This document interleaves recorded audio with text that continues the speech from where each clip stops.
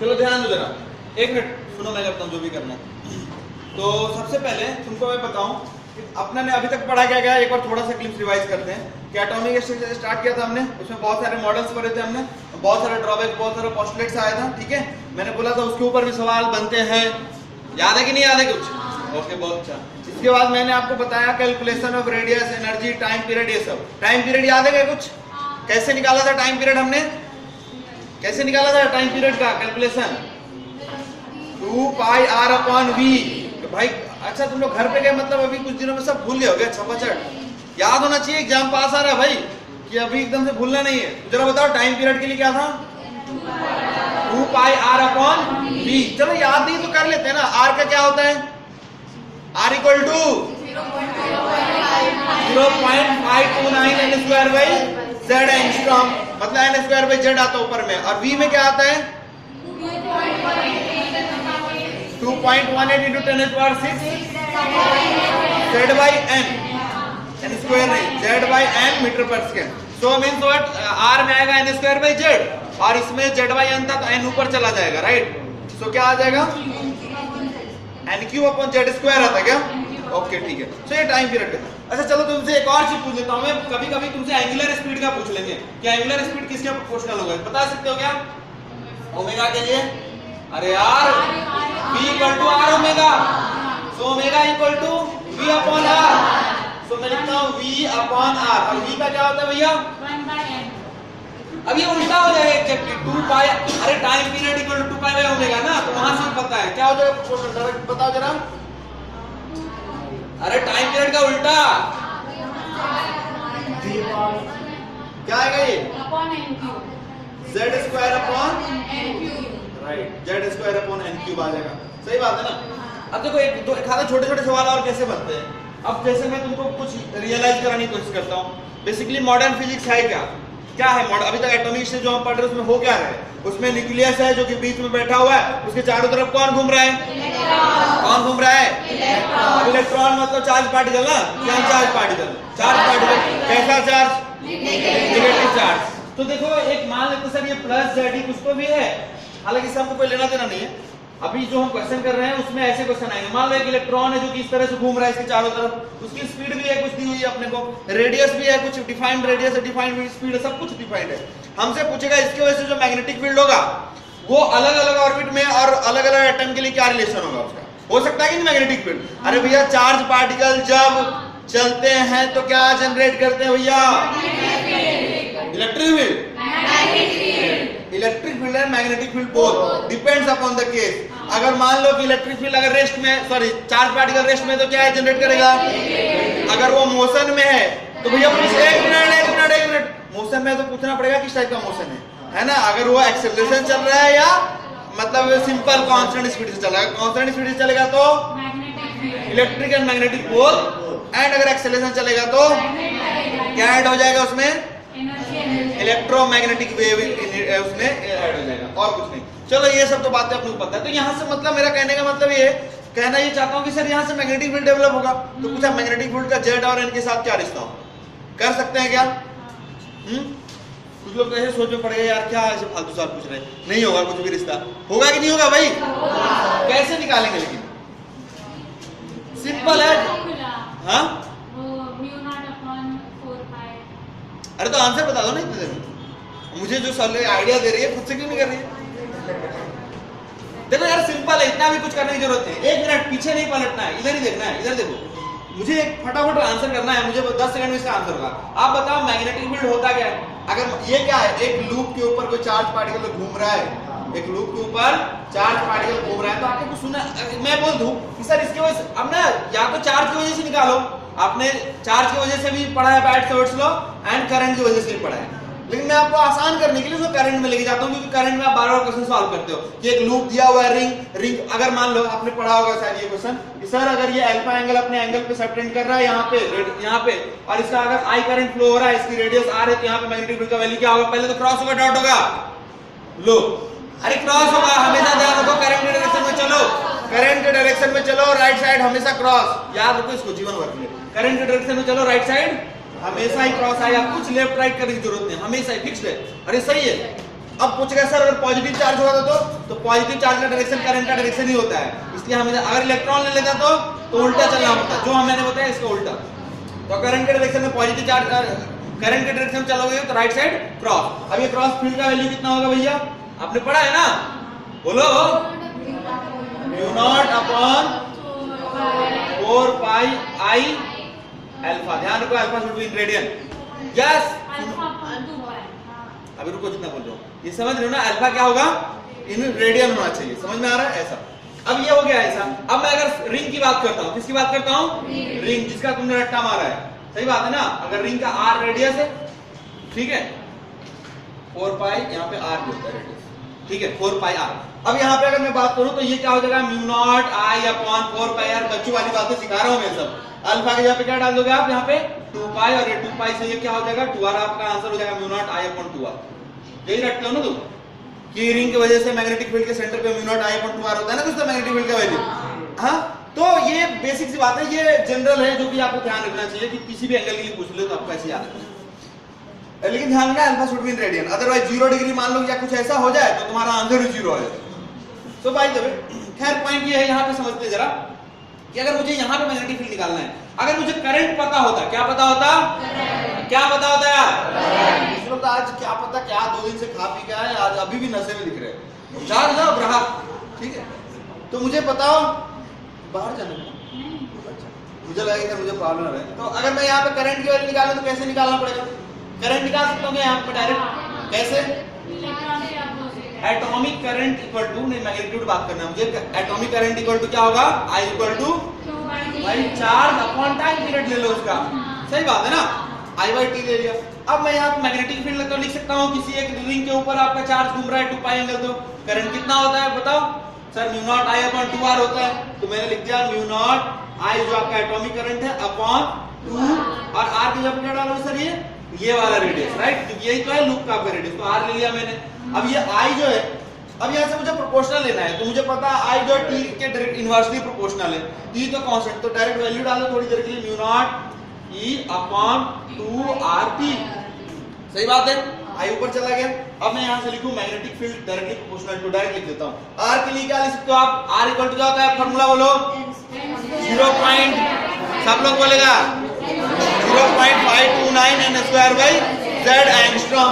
तो मैं डायरेक्ट लिखता हूं, उसके लिए भैया होता है n स्क्वायर बाई z, उल्टा होगा तो नीचे आ जाएगा, तो z upon n square. Time period के लिए तो अभी तो आपने निकाला था सर कि nq अपॉन z स्क्वायर होता है, उल्टा लोगे तो हो जाएगा z स्क्वायर अपॉन, तो यहां से क्या आ जाएगा बताओ जरा, सही लिखा मैंने, वो ओमेगा के लिए वहां जो लिखा हुआ है, समझ रहे हो, मैं टाइम पीरियड का ले रहा हूं, तो ये हो जाएगा zq upon n rays power 5, ऐसा कुछ तो आ जाएगा। मैं प्रोसेस बता रहा हूं, आप चेक कर लेना, जितने बार आए जहां भी आए एग्जाम में आपको करने आना चाहिए अल्टीमेटली, ठीक है, समझ में आ रहा है आपको। मैग्नेटिक मूवमेंट के लिए पूछ लिया मान लो, चलो यहाँ पे ना ये एक मैग्नेटिक फील्ड के लिए हो गया, और ये सब तो टाइम पास है जो तुमको पहले से पता है, मैं यहीं पे कर देता हूँ मैग्नेटिक मूवमेंट के लिए, ठीक है सर। अगर मैग्नेटिक मूवमेंट के लिए पूछ ले तो कैसे निकालोगे, Pm जो होता है आपका मैग्नेटिक, ये फील्ड के लिए था,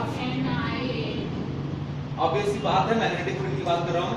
अगर मान लो मैग्नेटिक मूवमेंट के बारे में पूछेगा तो कैसे करेंगे भैया, बता सकते क्या, Pm इक्वल टू क्या लिखोगे आप, अरे यार ऐसे मत होगा, I इंटू ए ना, तो कैसे निकालोगे I इंटू ए, I की जगह पे यही भाई E/T, ओके बहुत बढ़िया, और A की जगह पे बोलो पाई r n ऑफ n मतलब nth ऑर्बिट का, समझ रहे हो ना, पाई r n स्क्वायर। तो टाइम पीरियड के लिए तो आप सर क्या लिख दोगे, nq upon z square, and rn की जगह पे क्या लिखोगे, n स्क्वायर बाई z, सही बात है ना, n rays power 4 upon z का क्यूब, प्रोपोर्शनल।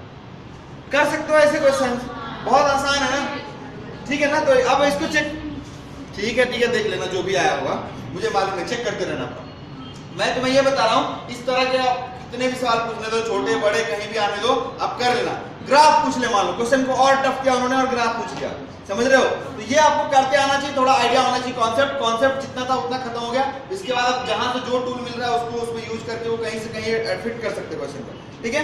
मैं आपको अभी अब इसके बाद मैं तुमको एक बताता हूँ, 2010 जेई में जो एडवांस में एक क्वेश्चन पूछा उन्होंने बाइनरी स्टार सिस्टम का, ठीक है, और वो बाइनरी स्टार सिस्टम का क्वेश्चन था जो कि हम पढ़ते हैं यहाँ मॉडर्न फिजिक्स में, जस्ट अभी पढ़ा रहा हूँ मैं। कभी अभी तक तुमने क्या देखा कि न्यूक्लियस रेस्ट में सही बात है ना। आपने क्या पढ़ा, न्यूक्लियस रेस्ट में और इलेक्ट्रॉन उसके चारों तरफ घूम रहा है। ऐसा सिचुएशन हो जाए कि आपका न्यूक्लियस भी मोशन करने लगे तो क्या हो जाएगा, कुछ बहुत बड़ी बात नहीं हो जाएगी, वो सिंपल बात हो जाएगा। एक मास मान लो न्यूक्लियस को m1 जो कि किसी स्पीड से घूम रहा है, और कोई दूसरा मास मान लो m2 जो कि किसी स्पीड से घूम रहा है, और दोनों ऐसे क्वेश्चन हमने रोटेशन बहुत सारे देखे हैं, ठीक है ना, कि m1 मास m2 मास दोनों घूम रहे हैं, कंबाइन है उसका रोटेशन होने लगे तो क्या होगा उसका रिश्ता, समझ में आ रहा है? तो वो हम अभी देखते हैं। पहले आप इतना लिख लो फिर हम उसको शुरू करते हैं। और हेडिंग डालिए when the motion of nucleus is considered. Last part होगा इसे, नेक्स्ट स्टार्ट करते हैं। चलो इधर ध्यान दो, यहाँ पे क्या मिस्टेक हो गया था, ये NQ अपॉन जेड स्क्वायर, मतलब अच्छा इसका स्क्वायर कर देंगे तो ये हो जाएगा n/4 जेड स्क्वायर, और ये उल्टा हो जाएगा है ना, जेड स्क्वायर अपॉन NQ, तो ये प्रोपोर्शनल टू n आ जाएगा। सही बात है, मैग्नेटिक मूवमेंट होता है n के प्रोपोर्शनल। लिख लिया यहाँ तक सब लोग? चलिए हेडिंग डालिए when motion of nucleus is considered. Heading डालिए when motion of nucleus is considered और टेकन इनटू कंसीडरेशन। एक ही बात कि मतलब अभी तक हम समझ रहे हैं कि आप नौकर आपका जो न्यूक्लियस है वो चल नहीं रहा है, समझ रहे हो, आपका जो न्यूक्लियस है वो रेस्ट में है, लेकिन अब ऐसा सिचुएशन आ जाए कि न्यूक्लियस भी घूमने लगे, समझ रहे, ऐसा दिया हुआ है क्वेश्चन में, या फिर क्वेश्चन में ऐसा बोलेगा, ऐसा मानो आप, ठीक है, कि न्यूक्लियस अगर ऐसा हो रहा है तो क्या होगा। तो मैं आपको इसमें 2 फॉर्मूले बताऊंगा, उसको प्रूव कर भी करूंगा, दोनों ही आसान है, सब प्रूफ भी बहुत आसान है, 5 लाइन में प्रूव होता है और समझ में भी आ जाएगा आपको, लेकिन फाइनल रिजल्ट याद होना ही चाहिए क्योंकि उसको याद रखना बड़ा आसान है। तो उसको वहां तक जाने से पहले मैं आपसे 1-2 सवाल पूछता हूं। आप मुझे बताओ कि अगर मान लो ये r रेडियस है, r रेडियस से मतलब सेंटर से r डिस्टेंस पे, r रेडियस डिस्टेंस एक मास m है जो कि मान लीजिए सर ओमेगा एंगुलर स्पीड से घूम रहा है, अगर मान लो ऐसे, ठीक है, तो हमें पूछ रहा है इसका एंगुलर मोमेंटम बताना। तो कैसे निकाल सकते हैं इसका एंगुलर मोमेंटम? एंगुलर मोमेंटम को L से दिखाते हैं, दिस इज mvr होगा सिंपली, v को आप ओमेगा के टर्म में कैसे लिखोगे, v equal to r omega, तो क्या लिखोगे आप सर इसको, m ओमेगा r स्क्वायर या m r स्क्वायर ओमेगा, एक ही बात है, सही बात है। अगर मैं आपसे इसका काइनेटिक एनर्जी पूछूं तो क्या लिखोगे सर, हाफ mv स्क्वायर, क्या सही बात है, तो हाफ mv स्क्वायर को आप लिखोगे m और v की जगह पे r ओमेगा, सही बात है ना, तो m r square omega square, क्या सही बात है ना, ये समझ में आया आपको? चलो ये तो छोटी छोटी बातें जो आपको पता होना चाहिए। इसके बाद में आपको फिर से वही सेंटर ऑफ मास का वही क्वेश्चन, ये मान लो सर m1 मास है और ये m2 मास है, बीच का डिस्टेंस अगर r है, यहाँ पे मैं ओरिजिन लेता हूँ, ओरिजिन जहां दूंगा उससे क्या सेंटर ऑफ मास को फर्क पड़ेगा? क्या बात करते हो, पड़ेगा ना? नहीं पड़ेगा, बिल्कुल नहीं पड़ेगा, सेंटर ऑफ मास के पोजीशन को फर्क नहीं पड़ेगा। चेंज फिर क्या चेंज होगा, कोऑर्डिनेट चेंज होगा, वो पोजीशन चेंज नहीं हो रहा है, समझ रहे हो ना, वो तो हम डिपेंड सोच रहे हैं ना कि हम चले जाएंगे अपने हिसाब से, तो हम बोलेंगे अब दिल्ली दूर है यहाँ से, मान लो कि यहाँ से पूछेगा तुमसे कि दिल्ली कितना किलोमीटर है पुणे से, तो अराउंड कितना है, 1500 किलोमीटर होगा, अराउंड मान लेते हैं 1500 kilometre, and suppose somebody goes to Patna and from there he asks कि आप दिल्ली कितना डिस्टेंस है भाई, तो 999 किलोमीटर, राइट, सो वहां से इतना है, तो कब दिल्ली दूर है या पास, ये किस पे डिपेंड करता है कि ऑब्जर्वर का पोजीशन कहां पे, समझ में आ रहा है, ये सब रिलेटिव है। तो इसी प्रकार से मतलब, लेकिन दिल्ली का लोकेशन चेंज हो रहा है क्या, एक्चुअल अर्थ के ऊपर जो उसका कोऑर्डिनेट है वो फिक्स है, समझ में आ रहा है। सो मान लीजिए सर ये हमारा एक्स एक्सिस और ये वाई एक्सिस है, अभी हमसे पूछेगा इसका सेंटर ऑफ मास निकालने के लिए, तो निकाल सकते हो क्या, सेंटर ऑफ मास का लोकेशन क्या हो जाएगा बताओ जरा, ए भाई बताओ, अब आप लिखोगे सर सेंटर ऑफ मास लिखने तो आपको पता है m1, ये लोग ना जो नमूने कुछ बोल ही नहीं रहे, इनको कोई मतलब ही नहीं मैं पढ़ा रहा हूँ कि नहीं पढ़ा रहा। सेंटर ऑफ मास का फॉर्मूला क्या होता है पांडे, मास मूवमेंट मेथड पढ़ाया ना मैंने कुछ, क्या होता है पता ही नहीं, m1 x1 plus m2 x2 plus dot dot dot divided by m1 plus m2 plus dot dot, right. तो यहाँ पे हो जाएगा सर m1 और इसके साथ हो जाएगा 0 से कोऑर्डिनेट, x क्या होता है, x कोऑर्डिनेट होता है, राइट। यहाँ पे लिखोगे आप m2 इनटू ये डिस्टेंस पॉजिटिव नेगेटिव पॉजिटिव, तो r upon m1 plus m2 means m2 r upon m1 plus m2, क्या सही बात है, समझ में आ रहा है आप लोगों को, बहुत अच्छा।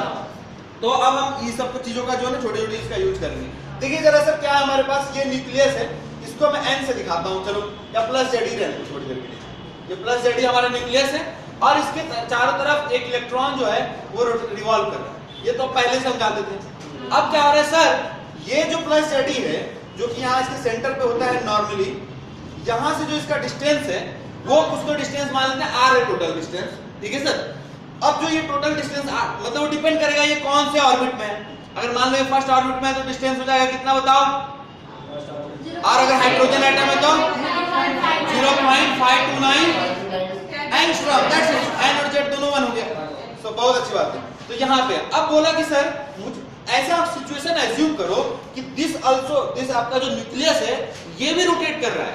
कितने से कर रहा है? अब किसके अबाउट रोटेट कर रहा है? तो अपने सेंटर ऑफ मास के अबाउट रोटेट कर रहे हैं दोनों, ठीक है। और ये कितने से? तो मान लो सर ये अगर v1 से इधर हो रहा है, अच्छा एक को फर्स्ट बॉडी एक को सेकंड बॉडी मानेंगे तो m1 m2 मानने में आसान होगा। किसको 1 किसको 2 माना जाए?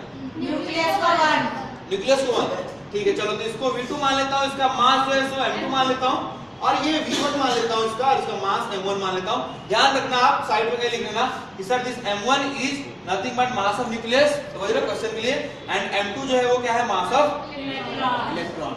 बहुत अच्छी बात है, ये अपने को दिमाग में रखना है थोड़ा सा। अब ये दोनों मूव करने लगे तो अब इसका सेंटर ऑफ मास कहां होगा? कहीं तो इसके बीच में होगा।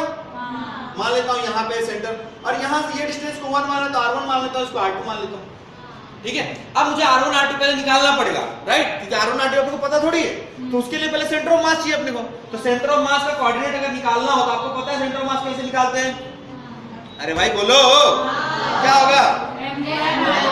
सर आप पहले कोऑर्डिनेट कहां मानते हो वो भी सोचना पड़ेगा आपको, राइट, कि कहां कोऑर्डिनेट। चलो न्यूक्लियस पे अगर मान लेते हैं तो ये सिंपली हो जाएगा sir m2 r2 upon m1 plus m2 हो जाएगा। सही बात है? अरे भाई सही है ना? ये कोऑर्डिनेट हो गया सेंटर ऑफ मास का। कहां से लिया आपने? यहां से इसने कंसीडर किया। मुझे निकालना है r1, मुझे क्या निकालना है? ठीक है, हम बाद में बात करते हैं। मैं ये इसको पहले करने से पहले आपसे पूछूं कि अगर मुझे इसका एंगुलर मोमेंटम निकालना, क्या सही लिखा ना मैंने? क्या R2 जहाँ लिखा है वहाँ R1 प्लस R2। ओ हाँ सॉरी, यहाँ पे ये R1 plus R2 total distance होना चाहिए। ठीक है, देखते हैं अभी इसको ना, बाद में करते हैं, इसका जरूरत बाद में। अभी इससे पहले 2 मिनट एक चीज सुनो ध्यान से आपसे, उसके बाद तुम खुद कैलकुलेशन कर दोगे। मुझे निकालना क्या है सर? Angular momentum. क्या निकालना है मुझे? मैं बोलूंगा सर जो नेट एंगुलर मोमेंटम किसी सिस्टम का होता है वो कैसे निकालते हैं? सर इसका एंगुलर मोमेंटम प्लस इसका एंगुलर मोमेंटम और दोनों का डायरेक्शन देख लो, प्लस माइनस कर लो उसके हिसाब से। सही बात है। तो अब मैंने सोचा कि सर ये बॉडी इधर घूम रही है, ये नीचे की तरफ जाके ऐसे ऐसे घूम रहा होगा ना ओमेगा से, ओके, और इसका ये r है। आपको पता है एंगुलर मोमेंटम क्या होता है? r cross mv, right. So r cross v का टर्म आएगा। तो मैं बोलूं सर r तो आपको वेक्टर है तो इसका ऐसे लेना पड़ेगा, यहाँ पे टेल से टेल मिलाना पड़ता है ना पहले, तो r क्रॉस v करो, r क्रॉस mv किधर जाएगा? स्क्रू घुमाओगे तो बाहर आएगा ना, बाहर आएगा। चलो अब मैं इसकी बात करता हूँ, ये वाला जो आपका बॉडी है इसका r किधर होगा? ऐसे होगा। अभी r क्रॉस v करो, मारो खींच के, ये r और ये v है, फिर से बाहर आएगा क्योंकि ये आपका फिक्स पॉइंट है ना, तो r आप यहां से लेते हो, समझ रहे हो, और ये v है तो r क्रॉस v। ऐसे बिना सोचे समझे बोल देते हैं कि कुछ भी होगा, किधर होगा? r क्रॉस v बाहर ही आएगा। मतलब क्या दोनों की एंगुलर मोमेंटम ऐड हो जाएंगे सिंपली। तो मैं डायरेक्शन के लिए ज्यादा क्रॉस डॉट नहीं करता, डायरेक्ट ऐड कर दूंगा और मैं लिखूंगा कि सर पहला L1 ले लो और दूसरे का L2 ले लो। वेक्टर साइन हटा दे रहा हूं क्योंकि दोनों सेम डायरेक्शन में। अब मैंने L1 की जगह पे लिखा m1 v1 r1, सही बात है, प्लस m2 v2 r2। अब यार ये v1 v2 जो ले रहा हूं, मुझे पता है कि अगर फिक्स पॉइंट के अबाउट मूव करे, भले उनका लीनियर स्पीड अलग हो लेकिन एंगुलर स्पीड तो सेम होगा, इसलिए तो v1 v2 लिखना पड़ा मुझे। अदरवाइज ओमेगा लिखता डायरेक्ट में, तो मैं ओमेगा के टर्म में लिखता हूं। मान लेता हूं दोनों का कुछ फिक्स है ओमेगा, तो आप मुझे बताओ अगर ओमेगा उनका फिक्स है तो क्या लिख सकता हूं? v को क्या लिख सकते हैं हम? v equal to r1 omega, right, r1 omega लिख सकते हैं क्या? तो इसको मैं लिखता हूं m1 omega r1 square plus m2 omega r2 square. अब ये अपना r1 और r2 का काम है, यहां से मुझे r1 r2 फाइंड आउट करना पड़ेगा, क्योंकि मुझे r1 r2 जब तक पता नहीं चलेगा तो हम कैसे करेंगे कैलकुलेट? समझ में आ रहा है आपको? तो अब मुझे ये r1 r2 कैसे निकाला जाए? कोई आइडिया किसी के पास? कैसे निकाला जाए? सिंपल है, बताइए। किसको इक्वेट कर देंगे? सेंटर ऑफ मास को किससे इक्वेट करेंगे? हाँ, अब मैं यहाँ पे एक चीज और बताता हूँ आपको। आप मुझे बताओ कि सर ये क्या जो है ये सिस्टम इक्विलिब्रियम में है कि नहीं? क्या इनका इलेक्ट्रोस्टैटिक फोर्स इक्वल होगा? हाँ, कुछ वहां से कंडीशन आएगा? भाई सोचो जरा, ऐसे सवाल आपने किए हैं, ये सवाल कैसे सोच नहीं पाएगा? तो मैं तुम्हें हिंट देता हूँ। आप मुझे बताओ कि सर अगर मैं बोल दूं आपसे, देखो बहुत सारा इसमें और भी चीजें जो आपको समझ में आएगा। मुझे तो पहले ये पता है कि सेंटर ऑफ मास का ये होने वाला है, सही बात है। अब ये सेंटर ऑफ मास का लोकेशन यहां से, ठीक है, ये आया मुझे कुछ तो भी, क्या सेंटर ऑफ मास यहां से भी वही होगा? क्या वहां से निकाल सकता हूं मैं? क्या दोनों को इक्वेट कर सकता हूं? कुछ r1 r2 में आएगा रिश्ता? क्या निकाल सकते हो आप? अब आपको क्या करना है, आगे का काम आप करो और मुझे यहाँ से R1 R2 निकालो और इसको फाइनल ऐड करके लेके जाओ, ठीक है? और फाइनल आंसर मुझे बताओ M1 M2 R1 R2 के टर्म, ठीक है? सब लोग अभी करेंगे, ठीक है? फटाफट कीजिए सब लोग। चलो ध्यान दो इधर एक मिनट जल्दी से, यहाँ तक सबका समझ में आ गया? हाँ। चलो इसके बाद क्या देखो, ये M1 ओमेगा R1 स्क्वायर, सब लोग पार्टिसिपेट करेगा इधर, ध्यान देगा, plus M2 omega R2 square, this is angular momentum total, plus क्या क्यों वो भी समझ में आएगा आपको। अब ये जो आपका सेंटर ऑफ मास है, ये कहां से डिस्टेंस, सेंटर ऑफ मास क्या है, ये वाला पॉइंट है, डिस्टेंस कहां से भैया, यहां से, क्या ये कुछ नहीं तो आपका R1 ही तो है, ये सही बात है ना, ये R1 है। अब मुझे R2 के बारे में बात करना है, इसको ना मैं थोड़ा सा और अच्छे से लिखता हूं sir, M2R upon M1 plus M2, सही बात है। सिमिलरली मैं डायरेक्ट लिखता हूं R2 equal to R minus R1, अरे भैया R2 equal to total R minus R1 equal to direct लिख देता हूं मैं, क्या आ जाएगा M1R upon M1 plus M2, सही बात है। डिस्टेंस समझ में आया? अरे यार ये सब बेसिक बेसिक बातें हैं, यहाँ पे कंफ्यूज मत हो, पीछे समझ में आया ना? चलो अब यहाँ पे वैल्यू पुट करो और फटाफट निकालो, ओमेगा निकाल लो। और उसको ना डाउट हो रहा है कि सर वो 9 माइनस और प्लस होगा, मैं पता है वही उसका डाउट होगा, वही डाउट है ना तेरा? फिर क्या डाउट है? आपने R के ऊपर सिंपल किया है। हाँ, this is the total distance R1 plus R2, means that is the distance between nucleus and the electron, ठीक है? चलो इधर ध्यान दो, अभी M1 ले लिया मैंने, ओमेगा की जगह पे, सुनो एक मिनट ध्यान दो इधर, ओमेगा बाहर हो गया, अब मैं R1 स्क्वायर की जगह पे लिखता हूं M2 वाला पूरे टर्म का स्क्वायर, देखो ऐसे लिखते हैं उसको, M2R upon M1 plus M2 का स्क्वायर। देखो कुछ कैलकुलेशन मिस्टेक नहीं होना चाहिए, तो फाइनल रिजल्ट मैच नहीं करेगा। और यहाँ से ओमेगा M2 और R2 का स्क्वायर डालोगे तो क्या आएगा बताओ, M1R upon M1 plus M2 का स्क्वायर, क्या सही बात है? परफेक्ट। हाँ, अब देखो यहाँ से मैं क्या करता हूँ, सर कुछ कॉमन ऑमन जो तुम्हें दिख रहा है ना वो बाहर ले लेते हैं। तो देखो ये ओमेगा तो सर सबसे पहले आप बाहर ले लो, ले लिया।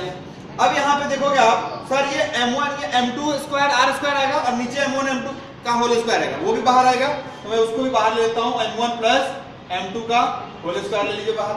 अब यहाँ पे से क्या बाहर ले सकता हूँ मैं, M1 M2 R बाहर ले लेता हूँ, देखो क्या बचेगा यहाँ sir, M1 M2 into R बाहर ले लीजिए, ले सकता हूँ ना, R ले लो या R स्क्वायर ले लेता हूँ, R स्क्वायर ले लो। अब बचेगा क्या, वो जरा ध्यान से लिखते हैं, क्या बचेगा बताओ सर, यहाँ M2 और वहां M1, means M2 plus M1, सही बात है। इससे एक ये स्क्वायर कैंसिल हो जाएगा और देखो जो अपना फाइनल L इक्वल टू आएगा वो क्या आ रहा है, देखो M1 M2 upon M1 plus M2 omega R square, सही बात है। आपको ये देख के कुछ याद आ रहा होगा, M1 M2 upon M1 plus M2 क्या है वो, रिड्यूस्ड मास है। तो क्या आ गया सर, यहाँ से मैं डायरेक्ट लिखता हूँ L इक्वल टू आ गया sir mu omega R square, क्या आ गया कि नहीं, ये एंगुलर मोमेंटम। अब देखो एंगुलर मोमेंटम, अब जब एक मास था तो वहां पे m ओमेगा r स्क्वायर आएगा, अब यहाँ पे दो मास है तो म्यू ओमेगा r स्क्वायर, मतलब m को आपने किससे रिप्लेस कर दिया, सिंपली रिड्यूस मास से। जब दो मास आ जाते तो रुको ना, लिखने के लिए टाइम दूंगा यार, सुनो अभी ध्यान से, पहले क्या समझ में आया।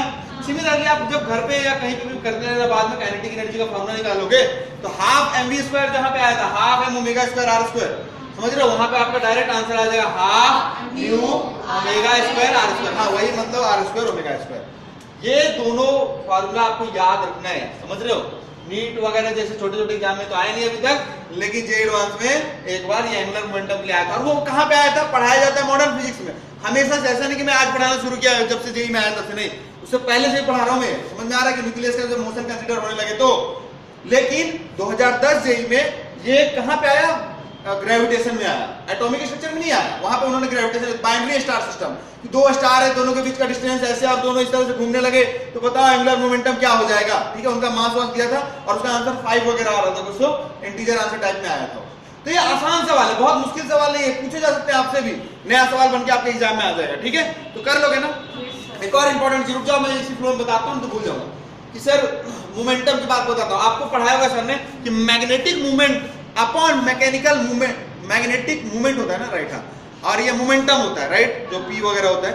So magnetic movement upon mechanical movement का जो रेशियो होता है, मोमेंटम का जो रेशियो होता है वो हमेशा Q अपॉन 2m आता है, पढ़ा कि नहीं तुमने, पढ़ा है ना। तो ये एक छोटी सी बात है लेकिन इसमें बहुत बड़े बड़े 10-10 मार्क्स से जेई एडवांस के क्वेश्चन सॉल्व हो जाते हैं। ये क्वेश्चन सबसे पहले आपको दिखेगा प्रूव करने के लिए इरोडो में एक क्वेश्चन है कि बताओ इसका जो रेशियो होता है हमेशा कांस्टेंट होता है। हमेशा ध्यान रखना ये रेशियो हमेशा कांस्टेंट होता है, आपसे पूछ लेगा, समझ रहे हो, इस पे क्वेश्चंस वगैरह, तो थोड़ा प्रैक्टिस कर लेना आप वहीं पे मैं कराता हूँ उसमें। अभी आप फटाफट लिख लो और यहाँ पे हम एटॉमिक स्ट्रक्चर को वाइंड अप कर देते हैं एंड इसके ऊपर क्वेश्चन जो है तुम वहां से देख सकते हो क्योंकि और कहीं मिलेगा नहीं। And now will start with nuclear physics. फटाफट करो इसको।